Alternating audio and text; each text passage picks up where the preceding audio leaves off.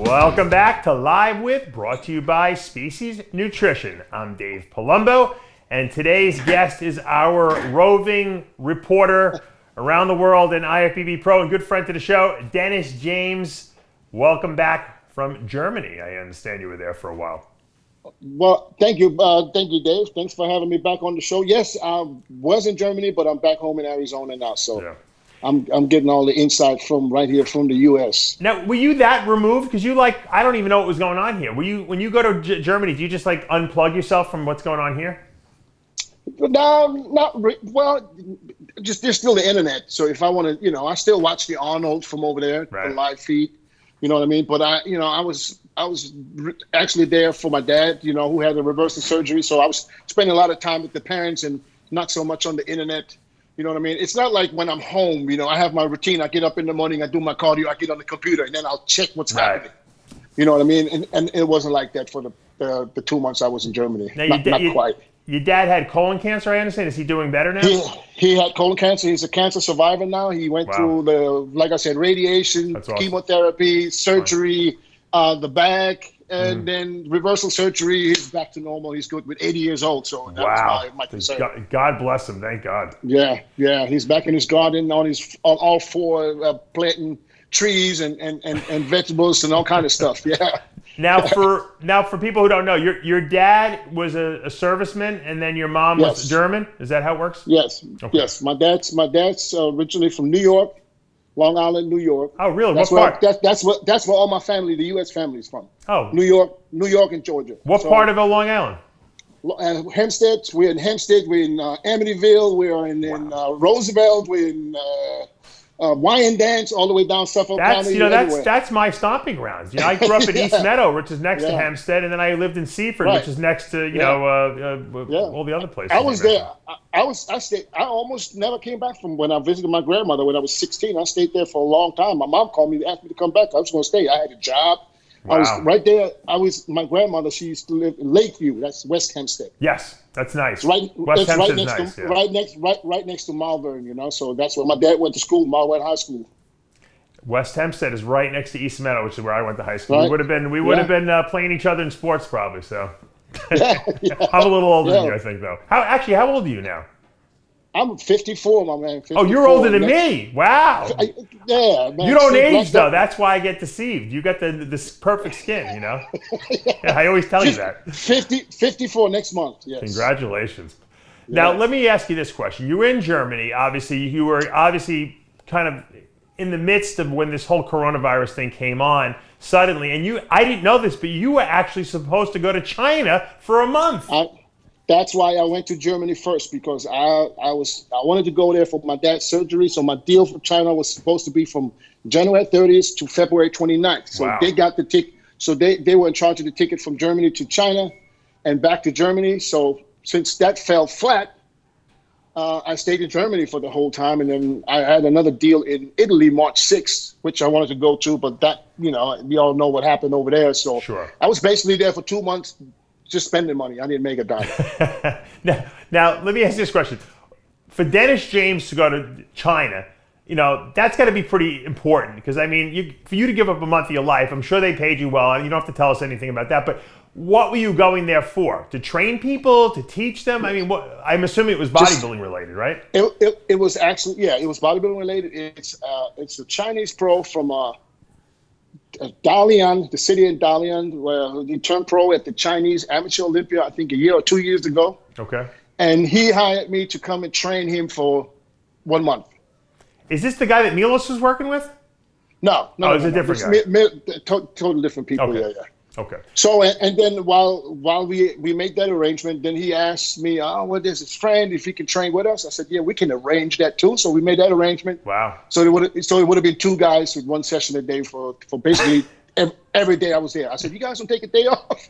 What? Yeah, they want to get their money's worth out of Dennis James. Now, what do you do the other 23 hours a day that you're there in China? Because I can't imagine there's that much to do there for you. Bro, that's why I was doing so much research leading up to that. I was so scared because people just telling me there's no internet. I mean, they have internet, but they have no Instagram.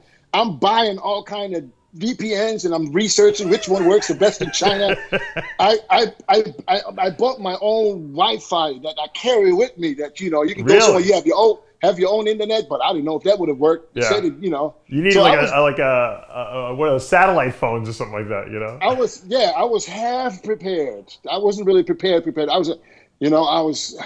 I wasn't looking really forward to it, to be honest. Not because I like to train these guys, but I don't know. China just seems to be, I don't know. It's just different, I guess. Right. So, but I was going to go because I think there's a lot of opportunities in China. So, but it fell flat due to the damn virus, and I'm glad that I was supposed to go on the 30th because literally 4 days before that, I got so scared because they were shutting down Wuhan and everything. Right. And then I was like, I'm not going. And they'd be like, yeah, okay, then we postponed to 18 days later. I was like, 2 days later, literally the day before I was supposed to fly out, Lufthansa canceled all flights to China. Oh, wow. Now, let me ask you this question. How close was the place you were going to Wuhan? I have no clue, man. It's in China. I don't know. No, because I heard that certain parts of China didn't even get the virus. It was only certain areas because it's so big, China, And you believe that? I don't believe anything. I think everyone's lying. Do you believe that the virus was by accident? I mean, do you think that it was intentional? You know what? I know that he was exactly the opposite side from Wuhan. Now I know because I remember out of a conversation. Okay. But literally 4 or 5 days later, after that, I was supposed to be there. 4 or 5 days later, they texted me. They had to shut down the gyms and everything. Oh, they did. So okay. So they shut down everything. Still to this day, we just texted again 2 days ago. Do you think that the Chinese released this virus on purpose, or do you think that it was about an accident? Yeah, I don't want to talk bad about China. I'm not. If I might end up over there, you know what I mean. I don't want. Oh, I see. You don't want it to poison you in your sleep or anything like that. Yeah. Yeah, I don't want to end up reading off the paper, be like, they're treating me well, and I'd like to give a shout out to Dave and RXMuscle and them. Now, I hear they're all going back to work over there. So I hear the all clear has been sounded. I just think the kids are not going to school yet. Is that what you told me? Yeah. We have no idea what's going on. No, they're not going to school. They just texted me 2 days ago. They still have to be shut down for 6 months. Oh, really? So I don't know. I don't know how the media is saying they're opening up everything. Yeah, that's what it seems like we're getting mixed reports. Like that, there's nothing really accurate. Literally 2 days ago, we going back and forth, and they tell because we want to see when to postpone it. Sure. They said, listen, they were just told 6 more months shut down. You must have the most accurate information because you're talking to the people on the ground there. These people live there. I mean, they know. Right. That's what they're saying. That's what they're telling me. Yes. You know what? People look. You and I know. People love conspiracy talk. This is like a movie for people. So they have nothing to do. Most of these people are sitting home bored out of their minds, and so all they do is watch the news. And there's every cockamamie nutcase has got a conspiracy theory and what their version of the truth is because but think about it. These people existed all the time, but no one cared what they had to say. But now people are really panicked, so they want to hear what every nut job has to say about what they think is going on. And I'm the same damn way. I came back. I'm sitting here watching I'm going back and forth from CNN to Fox. Yeah. CNN, Fox. And then I get text messages. Everybody knows somebody in the White House. Right, yeah. Everyone knows Trump. Yeah, exactly. Let me see. Motherfuckers had me like, here in Arizona. This guy texted me, listen, get ready for martial law Monday. I'm like, Monday? It's fucking Saturday. It's fucking Saturday. I told my wife, I said, look here, I got to go shopping right now. I think it's all a ploy by the supermarkets to make more money. That's what I think it is. Bro, if you see my garage, you think I'm fucking selling water on the side. Did you? I just did an article I was talking about on my show the other day that they have so much milk in Arizona. I think it's Arizona I was talking about, right, Tyler? Yeah. An overabundance of milk in Arizona that they're pouring like 1 million pounds of it down or 100,000 gallons down the toilet every Bro, day, every bro. day. Listen, I was so fucked up in all the bullshit people telling me. I don't even drink milk, and I bought gallons and gallons of milk. Well, no, because of people like you, they limit it now. You can only buy 1 gallon, and now the milk sellers can't sell enough milk because the people can only buy 1 gallon. You know, so check this out. This is my grocery store is right across the street from my house. I go there Fridays. I go there for 12 years, almost every day. Right. When I buy water, I buy gallons. I buy like up to 20 gallons at one time. Okay. You know what I mean? I come back from Germany. I'm going in there. I was like, let's get water, man, because I don't know, for whatever reason, I don't drink tap water. Yeah. I go in there. And I grabbed like the car full of, that was water, full of water. I go to the cashier. She said, I'm sorry, you can only buy 1. I was like, excuse me? You can only buy 1 gallon of water? She said, yeah. I said, why? She said, because, we out of water and, we want everybody to get water. So I was like, you must be out your mind. So I left all the bottles there and I just got 1. I was like, what if I come back? She said, well, I said, okay, I can go in and out. I can get to the car. I come out, I change my shirt, I come out with a different face. They told me I could only have 1 carton of mushrooms. I'm like, who the fuck is hoarding mushrooms? I said. There might have been magic mushrooms. Yeah, maybe. I don't know. No, but it's ridiculous, man. Everybody, and still now, you can still get no toilet paper. And I mean, it's better with bread and stuff, but for the first 2 weeks when I was there, when everybody was really scared, now I can tell people stopped caring. Yeah, yeah. They were like, people dying everywhere, who knows a person that knows a person that knows a person with the virus? I don't know a person yet. I got to tell you, I know there was a photographer named Warren who used to shoot in New York shows. He would be at the back of the auditorium. That guy Warren died. That's the only person I know that's died of the coronavirus. Yeah, but on Facebook, people be asking the questions. People, who knows a person that knows a person that knows a person that either has the virus or died? There's not many. Yeah, but there's evidently a lot of people. Actually, I know my ex Colette Nelson got the virus and recovered from it. So because she's a healthcare worker. Yeah, she's a healthcare worker. Oh. Yep, her whole office got it. So in New York, it's a big problem. I don't think it's really hit like Florida and where you are in Arizona yet. But LA, Miami, those are big hot spots right now. But oh yeah, really? You got to be you got to be careful. But so let me ask you this question. Okay, let's go to a better topic because I don't want to depress everyone with the talk of the virus. You obviously saw on Instagram that there's a war brewing out there. Well, it's not brewing. It's full blown out. Dexter versus Shawn Ray. Who's better?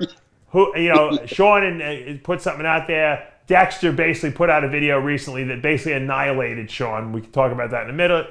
First off, right off the bat, if you had to go on record and say who's the better bodybuilder, who would you pick and why? Okay, at their best. At their peaks. At their peaks. I had to give it to Dex. Why? Why? Yeah. Because he's bigger, he's harder. Let me say drier. Shawn was always in shape. Yeah. But he wasn't really dry. He was hard, but he wasn't dry. But he was just bigger and it kind of like, I would say a better Shawn Ray. Yeah. You know what I mean? The only thing with Shawn was also consistent. You can't take that away from him. Mm-hmm. And he has a way of displaying his physique like no other. Right. Okay? That I give to Shawn all day. You know what I mean? But when it comes to, when you really have to compare and at their best, you put them next to each other. Even, doesn't matter, 20 years ago, 10 years ago, next week, I think Dexter would win. Yeah, I think so too. I really like Shawn's physique. I thought he did it, I'm an absolute fan of Shawn. Yeah. Not only his physique, the way he posed, the music he chose. Yeah. I'm not talking about the personal Shawn. I'm talking about the athlete. Yeah, absolutely, 100%. Yeah. I admired him, and still to this day, I admire Shawn because he was always, and he was almost flawless. Yeah. So therefore, you can't take that away from him. Now Dexter has a few points. It's like, who created the Hall of Fame? What does the Hall of Fame stand for? You know what I mean? Where is the Hall of Fame? That's a better question. It's it's a virtual Hall of Fame for bodybuilders. I wanted to build one. So who chose it? Is it Shawn that chooses himself in the Hall of Fame? Or who I don't know who inducts people into the. Maybe it was Joe Weider when he was alive. I don't know who picks people to go in the Hall of Fame. I don't know if any Joe Weider inducting anybody in the Hall of Fame. He must have, because I don't think anyone's been put in the Hall of Fame since Joe died. Have they? There's Shawn, Ronnie Coleman a couple of years ago at the Arnold. But was that the Hall of Fame, or was that was Bob Goldman's International Sports Hall of Fame? That wasn't the IFBB Hall of Fame. I think the IFBB Hall of Fame stopped when Joe Weider died. I really do. Well, I don't even know if there is an IFBB Hall of Fame. And then if there is an Hall of Fame, I want to know how do you? Yeah, I don't think that Shawn was necessarily worthy, because, like Dexter said, he didn't really do a lot of shows. I mean, he was consistent, but. He was like, he didn't win the Olympia, and he didn't, he did win an Arnold, I guess. You can make that case. He technically won 2, but but if you win an Arnold and you get into the Hall of Fame, then there should be a lot of people in the Hall of Fame. Yeah, absolutely. With 3 times the amount of shows as Shawn, I probably got twice as many shows as Shawn has. Right. You know what I'm saying? But I said, what does? Hold on, somebody trying to call me. So yeah, but just speaking about his physique, Shawn was beautiful shape, no doubt. But if I had to put my money on one, it's Dexter. When it comes to both being at their best, there's no. Yeah, I think that if Shawn would have made improvements every year and gotten bigger, I think you could have made a case for him. But he really looked exactly the same every year, which was great. But he never made improvements. So but he was the same physique. Even if Shawn would have got bigger, he would have still probably looked pretty much the same, because his shape was pretty much maxed out. Yeah. Because if he would have got bigger, his waist might have got wider. You never know. His legs didn't have that sweep. He had the big teardrop, and his legs were little straight up and down. Right.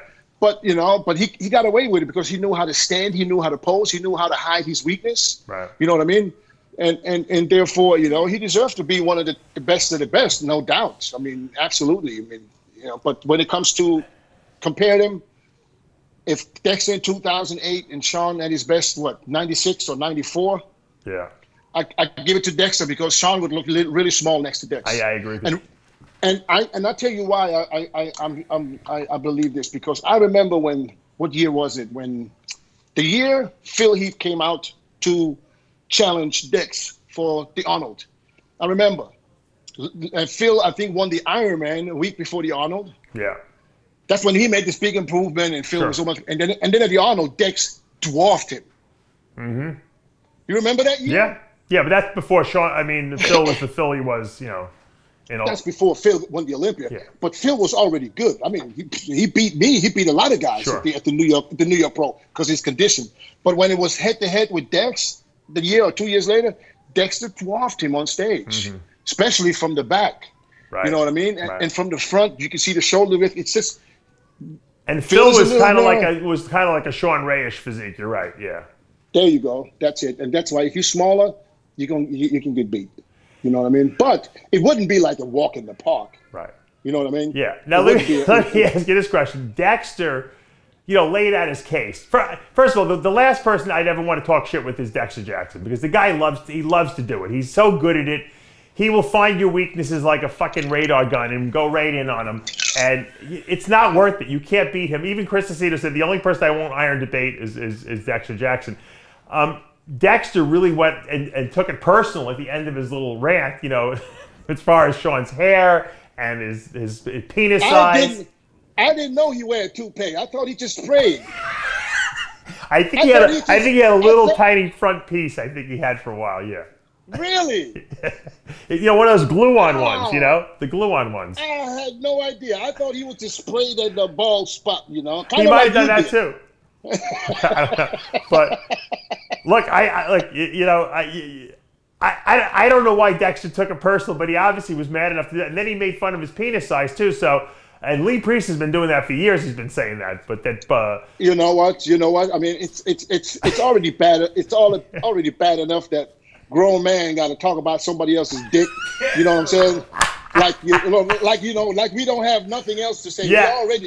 We already standing there in trunks, up in the ass like a thong. And now we already at that point where we talk about somebody's dick size. Yeah. So but to be fair, I mean, I didn't see him. Yeah.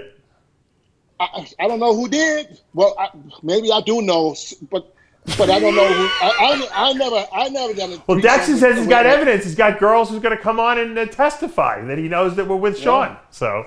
Well, people have been saying this for many years. I heard this so many times. I mean, Melvin Anthony mentioned it.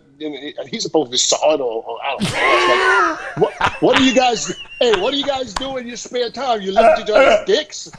Or you compare dick sizes? Maybe he just got out of an ice bath. According to Lee Priest, that he said that Shawn is a disgrace to the black man. That's what he told. Well, how does Lee know? Yeah, well, Lee said that because Lee used to live with Paul Dillette, and Dillette told him that. Well, how does Paul know? I don't know. Paul must have seen it. I don't know. So at the end of the day, either you did a threesome with him, or you had something going on with him, or they with the same girl. They know the girl, or you got a girl shame. But listen, have you ever seen a girl that separate from a person? No, never. Never have anything good to say about? No, never. And what is the easiest way to say something really bad about another man? Look, I think the whole thing's ridiculous. How you know? I was like, bitch, how you know it's 2 inches? Maybe it was 2.5. How do you know it was 2? Did you put the fucking a tape there? Did you check it? Girls know. They know. They can measure that stuff. I want to give Shawn the benefit of the doubt. But then again, Shawn's like me. He's mixed. You know what I mean? Yeah. He might have got a lot of from his mom. I don't know. I mean. You know what I mean? I was fortunate enough to get a lot from my dad. I can't believe we're having this conversation. But I can't believe. But you know what? RXMuscle. We talk about. Dexter could pull off a fucking rant like that and have it be hysterically funny. Another person could say it and it'll sound almost disturbing, But Dexter he can word things and make you laugh your ass off. It's like he's a comedian almost. I watched it to the end. And I was saying, why the fuck did you start with this? I could have just, because it was a lot of stuff that I was like, all right, I know Dex. And you know what? I know Dex for a long time. Yeah. Very well. Yeah. You know what I mean? But I also know Shawn a little bit. But not on a personal level like I know Dex. Right. But don't be surprised if there's something coming back from Shawn. You know Shawn ain't stopping.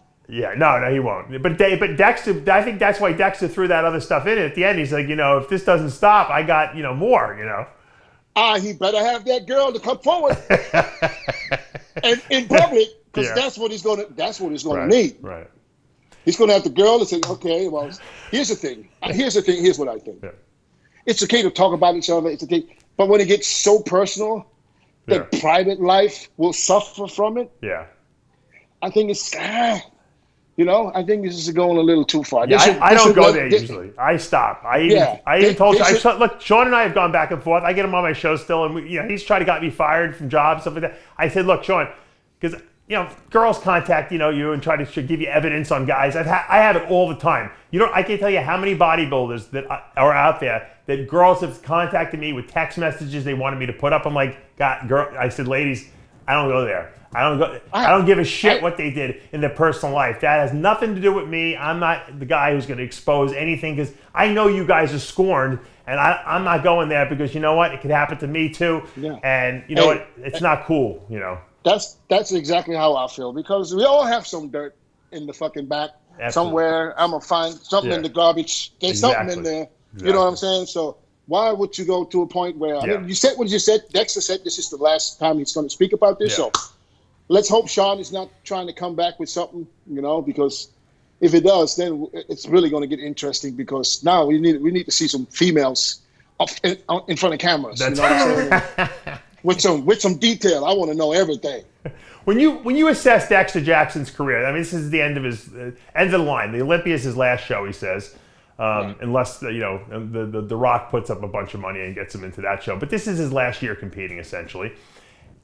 He's 50 years old now. Okay, he had spanned 3 decades. This guy, I mean, he's outlasted everyone. He's won more shows than anyone else. He's won pretty much every show out there, including the Olympia and the Arnold, more times than anyone else. Where does he rank? I mean, when you rank, we all say, I don't know if you agree, we all think I think Ronnie Coleman is the greatest of all time, but where does Dexter fit into that top, is he in the top 10, is he in the top 5, in the top 3? Where do you rank Dexter Jackson? You got to have him in the top 5. I mean, even if it depends on how you judge people. I mean, we got Ronnie. Ronnie is the GOAT. Yeah. Okay? Dexter would say that first. Yeah. There's another GOAT in my eyes, which is Lee Haney, Mm-hmm. Lee Haney, for me, is one of the greatest bodybuilders of all time. Yeah, 8 Olympians. But right then, you got to put Dexter. Right. Right? It doesn't matter. This Jay Cutler with 4 Olympias, but does do 4 Olympias and, 3 Arnolds. Yeah, there's Jay. There's Phil. Yeah. But right now, as the most successful bodybuilder, Right. it's absolutely Dexter Jackson in first place. Wow. Okay. So you got him top 3. Yes. I got as when it comes to success, I have him. I think you're right. I think you're right just by the sheer fact that he's won everything and had the most wins. I'm not judging physiques now. Yeah. I'm just accomplishments, Right. And who has accomplished more than, okay, you could say, Ronnie won 8 Olympias, Phil won 7 Olympias. Does that trump 29 shows? Right. Well, who's got the top 3 best physiques of all time in your mind? Okay. So now we're going into a different conversation. Yeah. So one time, in other words, they only had to be on stage one time. The best 3 physiques that you've seen on stage in bodybuilding history. For me personally? From you personally. Yeah. That's definitely Flex in 93. Okay. That is... Fuck, there's so many. I'm going to have to hurt a couple of And you can only pick the person once. So if you like Ronnie in 93 or Ronnie in 99, whatever you like. It's Dex in Flex in 93. Ronnie in 2001 at the Arnold. Okay. That's a good one. You're right. Then Phil in 2013. You like that physique. Okay. Those are the 3 best? 13 or 11. Shit, but you got Dex in 2008. Yeah, but is that one of the best of all time, Dexter? I don't think so. No, I don't know. Nah, it's not. Because if Jay... What about Dorian in 93? No, it's not. When it comes to physique, I don't think this is my all-time favorite physique. It was just, he's not in my favorite physiques. He's one of my favorite bodybuilders. Yeah. When it comes down to dedication, to determination, all the whole package, yes. But when you judge just the physiques, no. Would a Dorian, with a physique in 93, win the Olympia today? Yes. Okay. Would he won the Olympia when Ronnie was there? Not at Ronnie's best. But I think a couple of years he would have picked him off with the 93 look. That's my opinion. Mm-hmm. Yeah, well, I mean, it's so you think that, let's say, Dorian, 93, would have beat a Ronnie in 2003? No. Okay. Yeah. No. It's so hard to judge, man. It's so hard because, as long as you don't put them next to each other, because, like I said... We forget Dorian, you know why? Because Dorian, was not a, beautiful physique. It was like a hardcore, but he had good shape. He had pretty good shape. He had a good V taper. He had one of the best backs of all time. Him and Ronnie. Yeah. I mean, he was a freak. Yeah. He was a freak. Conditioning was amazing. If you like freaks, you must like Dorian. Yeah. You know what I mean? You were a freak too. That's why. That was what I tried to emulate. That's your type of physique. But like I said, for me, the best physique ever on any stage was Flex at the Arnold 93. You might be right. That was an amazing look. Yeah. Beautiful. Yeah, and he was nothing but 218 pounds. And it was beautiful looking too. Beautiful and shredded. This is the only time I saw Flex really shredded. And when he won the USA, he was shredded too. He wasn't as big, but when he won the USA, yeah. Well, that was a year prior. Yeah. I thought that year run right through there, and then and even at the Olympia, he looked good when he was second, I think. He looked good at the Olympia too. Yeah. Then he had a car accident after that, and then he never was the same. Never. Conditioning-wise. But I think Flex thinks 98 was his best, but I still say 93 is but there's still this twisting side shot, his knee and he wasn't as hard in 98. Shit. Yeah. He was not. His conditioning was never what it was back in that 93. You're right. Yeah. But when you think of when I think of who's the best bodybuilder, this Dexter Jackson is right in there. Yeah, you got it. He's got the stats to support it. He's got the statistics in baseball. He's number one. That's why I was a little surprised that when Shawn was on Patrick's valuetainment, and he showed him the picture, and there was Dex on the very left top, and there was the same before when who was on there before? Flex, and before Flex, Ronnie. When Ronnie said, Ronnie was like, I don't know, was Ronnie had was he high or something? I thought he was on some Percocets or something like that from his back or something like that. I was rolling, looking at Ronnie laughing. I was just laughing because of Ronnie. I couldn't stop. I was too. I'm glad you said it and I didn't say it because I thought the same thing to myself when I saw the Ronnie interview. I think he's got to be on some kind of painkillers or something. He was hilarious. He couldn't even believe he was laughing so hard. I was like, what the fuck is he doing? So. But I think because Shawn knows better. Shawn, he calls himself an expert. So how can you sit there and say nobody would have made top 10? Yeah, that's ridiculous. Or top 6. Yeah. Fucking Dexter made top 10 the first year, 99. Yeah. You know what I mean? Just because you are, it's just like, me and Dex, we turned pro the same year. Yeah. And now we this next generation. There was Kevin, there was Flex, there was Shawn. This is the older generation. But they come, they're getting worse.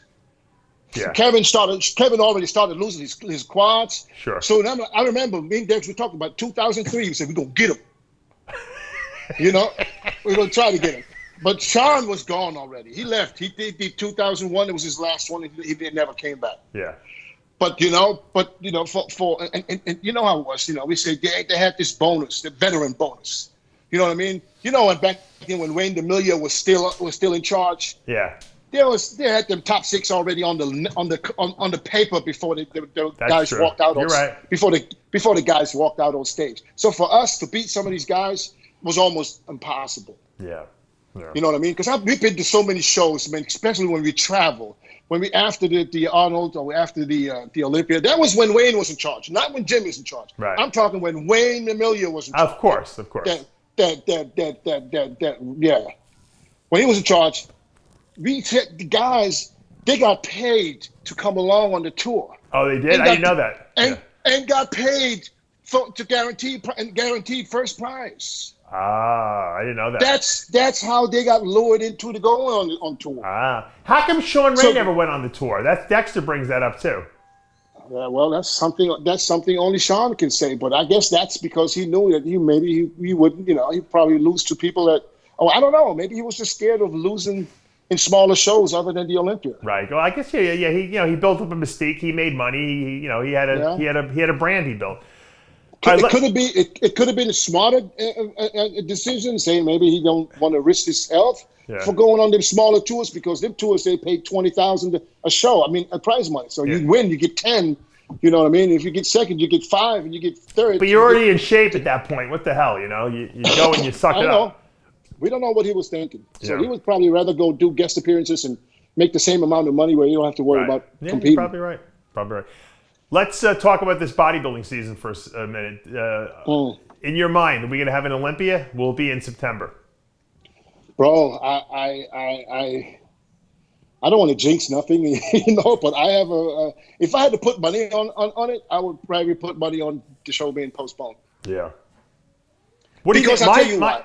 I tell you why. And I'm in the same boat. I'm a promoter myself, as you know. I just had to postpone my show here June. And this is how I found out that I had to postpone it, because I wrote an email a week and a half ago to the venue, because I was like, oh, this can be close, because these guys are not training right now, and if you can't train, you ain't dieting. No.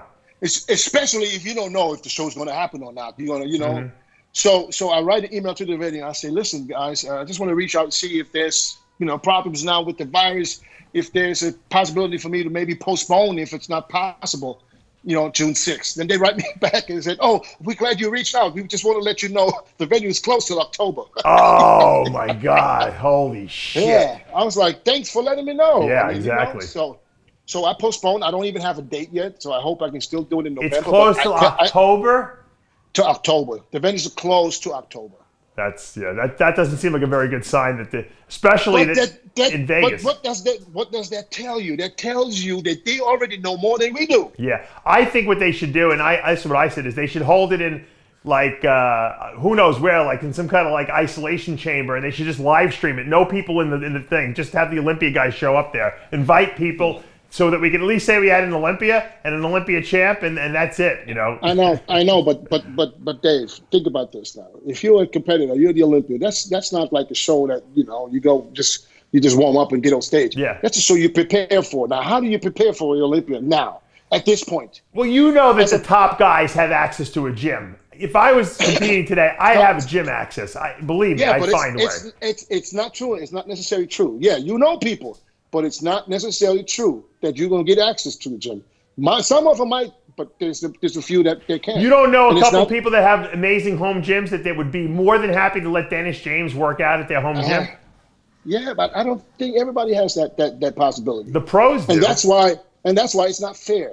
Yeah. It's not fair because, you know, if you can, he's Mr. Olympia. He could train, you know, right. Doors closed, and I'm, you know, last year 10th place, you know, but qualified, and I can't even get a dumbbell on the side. you know what I'm saying? Life's not fair, man. That's what I've learned that a long time ago. I'm here all day stretching them fucking bands and shit, man, trying to get ready for the Olympics. So I think. Well, what do you don't look like you've lost any size. What have you been doing? For me? Yeah. Oh man, I'm not letting. What have you been doing? Where have you been training? Push-ups. Pull-ups. I don't believe it. You don't have any weights in your house? I have not one dumbbell in my house. Really?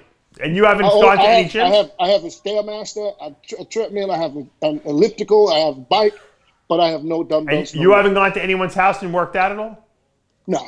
Really? Okay. Well, that's good. That's a healthy attitude for you to have. But I'm used to it. I don't train for fucking 6 months, and I always look the same. You don't lose size. Yeah, I know you don't. No, I look as long as I eat, I'm cool. So, but here's my concern for the show, the Olympia. It's not so much the athletes. First of all, they didn't even get a chance to qualify. So that's this show. It would have to be an invite only, right? Exactly. Which is not fair. You know what I mean? Invite only. What is this new rule book? You know what I'm saying? It's not fair. I mean, tough times. You got to make up new rules. Yeah. I know but still. But now let this shit drag out. There's people that lost their job. There's people scared because they're scared of something that might not even be out there. Right. You know what I'm saying? So now let's say July, everything's supposed to go back to normal. The virus is not going to be gone. No. People just going to be like, okay, but now by July, people be so broke. How do you have an expo? When you expect and you rely on people traveling. We don't know about the travel bans. If there's still viruses in the country, Trump ain't going to open up to that country. Right. So they're going to be travel bans, still restrictions. True. People can't leave to be scared. That's why I'm already right now to have an argument with my venue in Germany to cancel my show in October. Wow. Yeah. Because here is simply because what if the health ministerium says, okay, you can have 1,000 people again. But that time, athletes can give up their preparation. They can't travel. Now I'm sitting there with the venue that cost me $50,000 plus all the other expenses. Right. And I have 12 athletes that came from the garage. It's not going to be worth it. Yeah. It's going to be. So what do you think they're going to push? You think they'll push the Olympics to the end of the year? What do you think they'll do? Well, for June, I'm going to. Oh, do you mean the Olympia? Yeah. Well, I don't know if it's possible to push it to the end of the year. Why? You know what I mean? Because you need sponsors, you need vendors. No, I know. You know. So you think it'll just get canceled then? Is what you're saying? Yeah. Dave, can you imagine how hard it is to get a vendor to commit right now?